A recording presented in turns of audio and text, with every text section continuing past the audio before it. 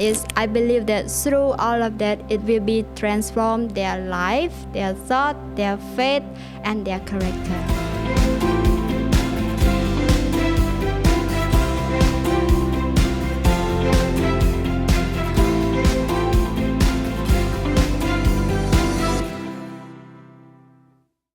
Hello and welcome to the ICF Cambodia podcast. Today I have Channa with me and she has an incredible story to share. So you are going to be treated to an amazing story here from the life of Channa. Yes. She is our youth pastor, but let's start from the very beginning.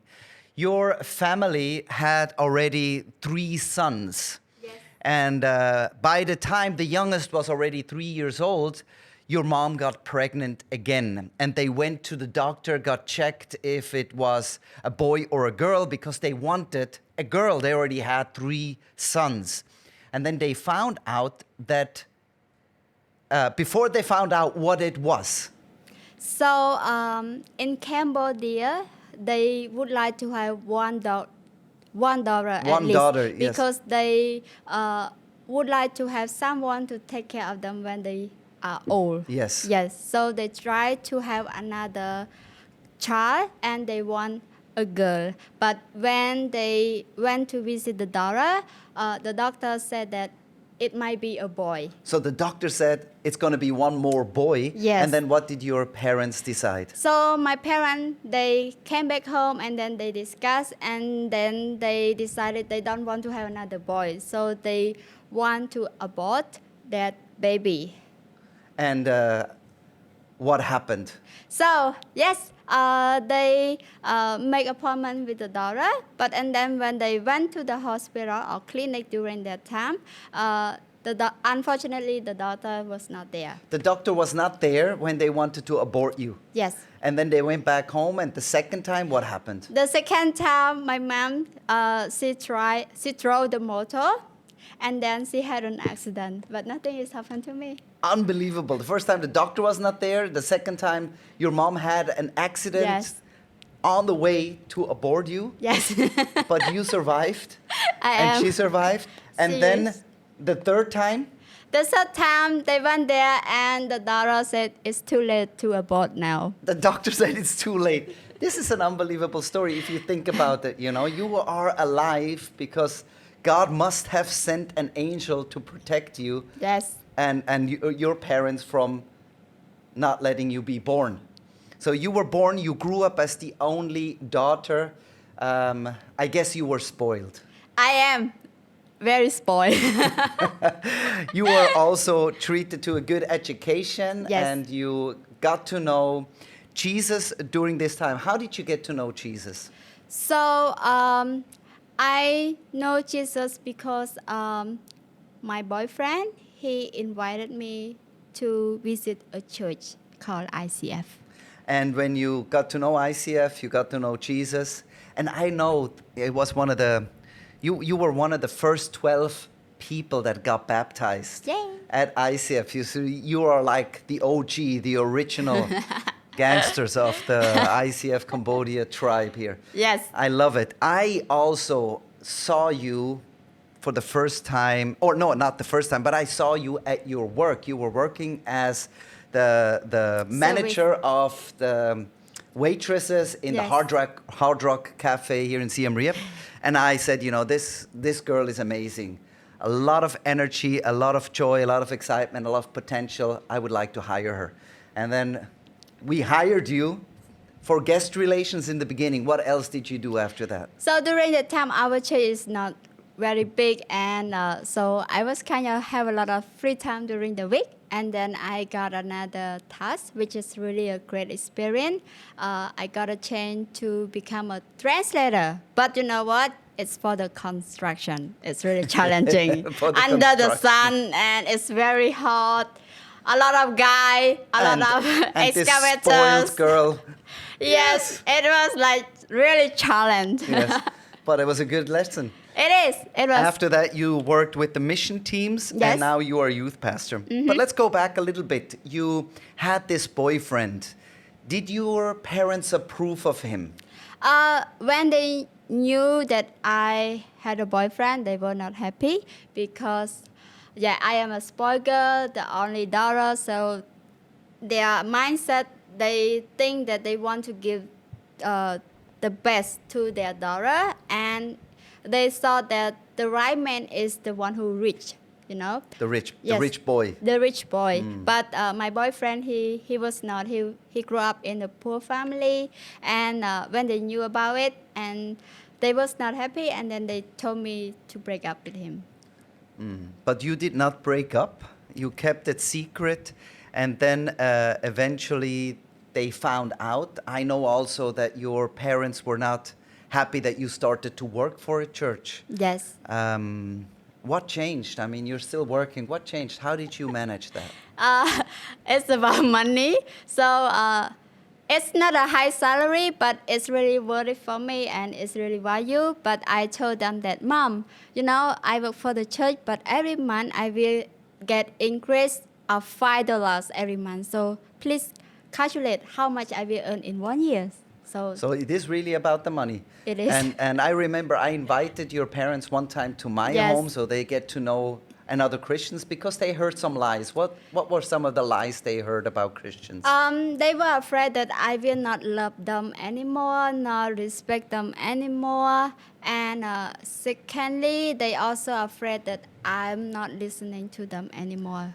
Yeah, this is a very common lie that is popular in Cambodia, that Christians don't honor their parents, Yes. which is absolutely not true. No. Yes. No. Yes. And then let's go back to that time when you had to tell your parents that you don't want a Buddhist wedding, but you want to do a Christian wedding. So how did you manage that? They were not happy in the beginning because, you know, finally they approved who I want to get married. It took 2 years. And when we decided to get married, and then when they knew that I would like to marry in a Christian way, they also not happy because in their mindset and also their culture, they have only $1. It means that it's the only one wedding that they have, that they can invite relatives, guests, people they knew to join the wedding. It's like they can announce my daughter got married. Yes, you that's know? a big thing for It's the a big parents thing. here in Cambodia. Yes, it's a big thing. Yes. So it was a long discussion and a lot of explanation. Like I told them, you still can invite people, but I still want to do a Christian wedding with my faith. So and then we compromised that we will do an engagement. So and then we can do at our home. You know. Cultural, Yes, kind of cultural, Cambodian cultural, not traditional. Buddhist, but No. cultural, Yes. relevant. Yes, so and they then can on the invite. wedding, we do at the church and then do at the restaurant. Very good. I remember you're not only the first one baptized in ICF, you were also the first wedding we had on our campus. Yes. I remember that was really a beautiful wedding. Now, this is already a few years ago, and you have a beautiful daughter. And for me and for the people here at ICF, you are like a role model family. Both parents love Jesus, love each other, love their children. And now your work as a youth pastor is to equip and empower young people. And you have about 40, 50, 60 teenagers very close to you. I mean, Yes. there is hundreds in Saturday night youth, but you have about 50, 60 very close. What do you do and what do you teach these young people? Yes, our vision is to develop the young people to become a strong leader and to live fearlessly with their leadership and to be an example to their surroundings. Yes. So we create a leadership class, or we can call discipleship class. It's called New Generation Internship, which is we have 3 categories. We focus on faith, to equip them and empower them. So Yes. faith, leadership, and do mission. I love it because sometimes I get the opportunity to teach. Yes. And for me to see the young people, they are like like mini Channas. You know, they are like hungry and eager to grow, exploring who God is, who they are. And I love how you lead your team, how you challenge them, because you Thank are you. an unbelievably, I would say, you know, like you are very clear with your leadership. And I you know, am. sometimes the word strict is being used here very often. It's not a bad word, but you challenge the young people to serve. Yes. They come on Wednesday night, they cannot be late. Yes. They come on Saturday to be a part. They come on Sunday to serve in the Yes. kids and in the adult church. You expect a lot from them. Why do you do that? Um, I believe that through that, because this internship is not open only for the young people who believe in Jesus, but also non-Christian, you Yes. know. So it means that on Wednesday they learn, but it's more importantly to also join at 180 to experience who God is with the Yes. Holy Spirit. And when we experience with the Holy Spirit and who Jesus is, we can come to serve. It's like a mission. Yes. So the whole idea is, I believe that through all of that, it will be transformed their life, their thought, their faith, and their character. You also select a small group of your, you know, most on fire youth to go on a mission trip here in Cambodia. Yes. Tell us about what does a mission trip, what do you guys do, and what is your experience from that? Yes, so we brought a group of people to another province, to another church, and another organization. So and then they went there. We live in the dorm. Uh, they experience that sometimes we will not have enough food, even though we work a lot. And but through that time, we still take time to learn and to serve the people, cleaning, washing the dish, clean the building, also learn about God more, and then go out to the village to share the good news. So they also get experience to give their testimony, to share their Yes. faith. To the same age, like to the young people, Yes. the same in the open surrounding environment. They did a mini concert. It's just like not a big thing, but and then they stand up to share, and they play instrument. They leading the program. They prepare everything by themselves. I just stand by and watch, and and then when they experience to go to the village, they also the one who set up to share the good news, share how God transformed their heart. I love when they come back and they come back on fire. They are really are. changed because when Yes. they not only listen but also do. Yes. And we have the teenagers that you lead all over our programs. They are in the multimedia, in the mixing, in the visual teams, in serving everywhere, taking out the trash, sweeping the floor. What does it mean for a teenager to be a part of the ICF family? It's a very good and hard question. I think to be in there and when they know that they can do something for other people, they will find out about their potential, Yes. what God given to them, and how value they are, and how they see the value of other peoples.